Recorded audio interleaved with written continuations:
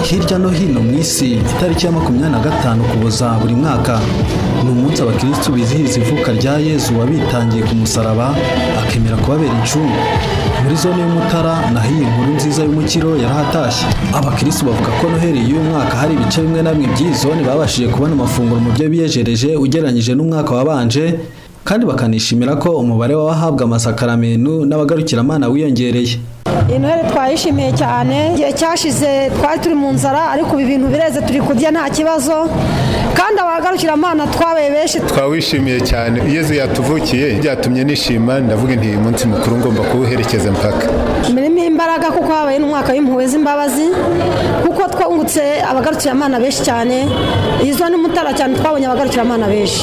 Uyu munsi nayishimiye, ndabyaye abana babiri. Ubushize twari mu nzara ariko ubu ngubu turi kurya turanezerewe. Twabonye abagarukiramana benshi cyane, umuryango wiyongeye. Cya kirugu kitwibuka ivuka rya Yezu ko yavukiye ahantu h'abakene haciye bugufi.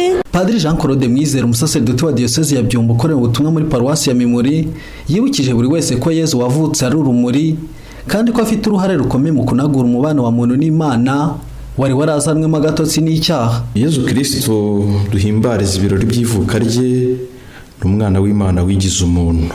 Yohana uyu munsi mu ivanjiri yabitwibukije atubwira ko Yezu Kristo ari we rumuri nyarumuri rumurikira buri wese uza kuri iyi si.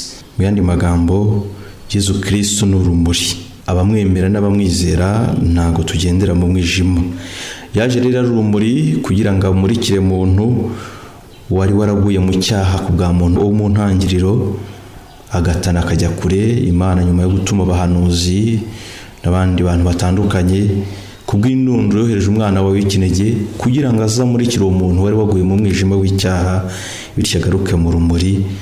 Muri make rero Yezu Kristo ni umwana w'Imana wigize umuntu waje kubana natwe kugira ngo anagure umubano wacu n'Imana wari warazanwemo agatotsi n'icyaha. Nyiricyubahiro Musenyeri Papias Musengamana, umwepiskopi wa Diocese Gatolika ya Byumba, yavuze ko iyi Noheli ikwiye gusiga abakristo bamenya Imana no kuyikurikiza, barushaho kugendera mu rumuri Yezu wavutse yabazaniye, kandi se batwika murikirwa narwo.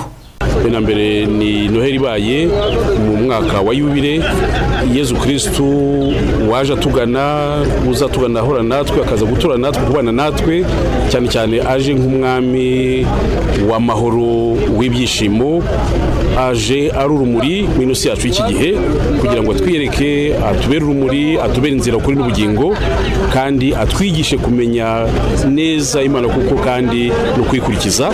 Noheli rero tugiye guhimbaza n'umwaka mushya muri tugiye kwinjiramo, bihe byiza bikomeye cyane bitwibutsa cyane Imana yizumurikaza kubana natwe kubera kwidukunda kandi kitifuza yuko tuyikurikira kugira tubere inzira ukuri n'ubugingo, turusheho kugendera muri rwa rumuri yatuzaniye, maze isi yacu koko ibashe kubona urwo rumuri rwa Kristo rutumurikira, rutuvana mu cyaha rukatujyana mu cyiza. Ubutumwa bundi bw'umushumba wa Diocese ya Byumba Nyiricyubahiro Musenyeri Papias Musengamana asaba abakristo kuzirikana urukundo Imana bakunda no kuba bahamya barwo. Uyu munsi wa Noheli bamwe bawufata nk'umunsi w'ubusabane no kwishimisha, bikaba bigaragazwa n'ingengo y'imari bawugenera ndetse n'ibikorwa byinshi byo kwidagadura bitegurwa. Mu Rwanda Noheli ikaba yizihizwa ku nshuro y'125 kuva ivanjiri yagera mu Rwanda.